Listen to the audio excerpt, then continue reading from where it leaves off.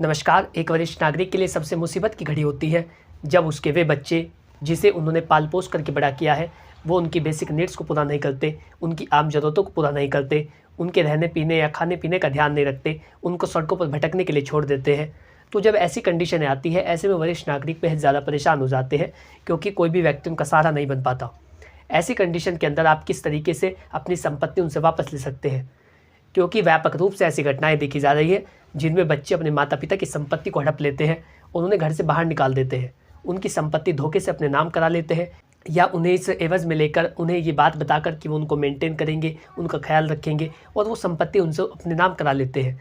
ऐसी कंडीशन के अंदर वरिष्ठ नागरिकों के पास कोई ऑप्शन नहीं बचता, क्योंकि अपने जीवन भर की कमाई उन्होंने अपने इस बेटे को या अपनी इस बेटी को दे दी है और उसके बाद से ही वो उनके साथ दुर्व्यवहार करने लगते हैं।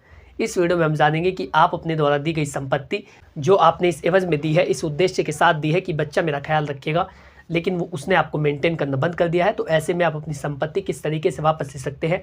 इसके साथ ही आप उससे मेंटेनेंस डिमांड किस तरीके से कर सकते हैं। नमस्कार, मैं अश्वित कुमार आप सभी का हमारे यूट्यूब चैनल कानूनी बातें में स्वागत करता हूँ। हमारे चैनल के माध्यम से आपको लीगल एडवाइस दी जाती है। यदि आप किसी भी टॉपिक पर कोई विधिक परामर्श लेना चाहते हैं तो स्क्रीन पर दिए गए मोबाइल नंबर पर कॉल कर सकते हैं, जल्दी आपको उसका उत्तर दिया जाएगा। दोस्तों, मैं आपको बता दूं, जो वरिष्ठ नागरिक अधिनियम है वो आपकी सुरक्षा के लिए बनाया गया है। सन 2007 में the maintenance and welfare of parents and senior citizen act बनाया गया, जिसके तहत आपकी और आपकी संपत्ति की रक्षा की जाती है। आपकी रक्षा इसलिए की जाती है कि बच्चे आपको परेशान ना करें, आपको सड़कों पर भटकने के लिए ना छोड़ दे, आपकी बेसिक नीड्स को पूरा करना ना बंद कर दे। तो ऐसी कंडीशन के अंदर वरिष्ठ नागरिक अधिनियम लागू होता है, जिसके तहत प्रत्येक वरिष्ठ नागरिक की ये अधिनियम पूरे भारत में लागू किया गया है। यदि कोई भी वरिष्ठ नागरिक जिसकी एज 60 वर्ष से अधिक होती है, उसके बच्चों के द्वारा उसको परेशान किया जा रहा है या उसकी बेसिक नीड्स को पूरा नहीं किया जा रहा है, बच्चे उनकी संपत्ति को हड़पने की कोशिश कर रहे हैं, इन सारी कंडीशनों के अंदर वो इस अधिनियम का लाभ ले सकते हैं। तो आप किस तरीके से उनसे संपत्ति वापस ले सकते हैं? आपको सेक्शन 23 का लाभ दिया जाता है।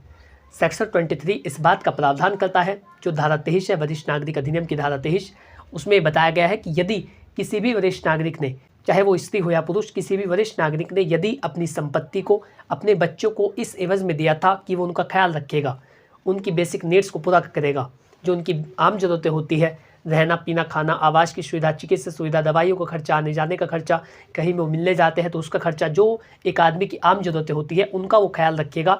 इस एवज़ में उन्होंने अपनी वो सारी संपत्ति जो उन्होंने अपने जीवन भर की कमाई से इकट्ठा की है, अपने इस बेटे को या अपनी बेटी को दान में दे दी है या इन्हें इनके नाम ट्रांसफ़र कर दी है। तो ऐसी कंडीशन के अंदर यदि वो इनका ख्याल नहीं रखते तो वो इनसे संपत्ति वापस ले सकते हैं, ये धारा 23 में बताया गया है।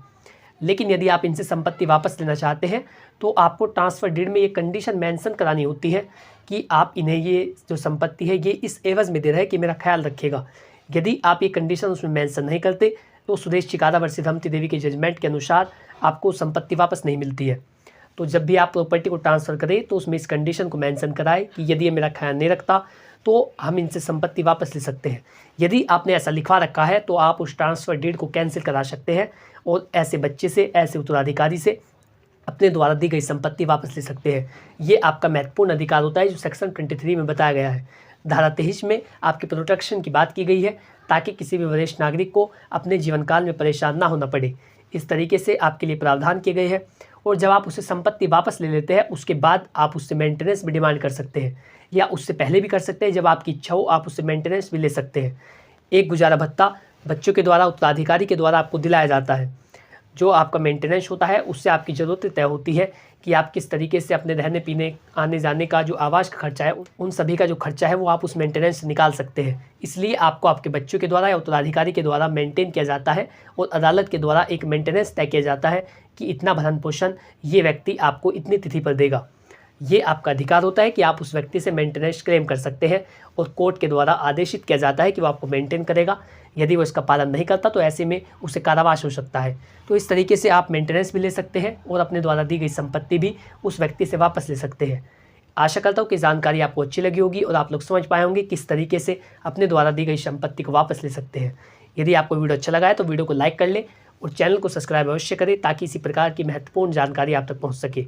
यदि आपका इससे रिलेटेड कोई सवाल हो तो आप कमेंट बॉक्स में लिख करके पूछ सकते हैं, मैं जल्दी उसको उत्तर दूंगा। और इसके साथ ही यदि आप किसी भी टॉपिक पर कोई विधिक परामर्श लेना चाहते हैं या जनरल गाइडेंस लेना चाहते हैं तो आप स्क्रीन पर दिए गए मोबाइल नंबर पर कॉन्टैक्ट कर सकते हैं।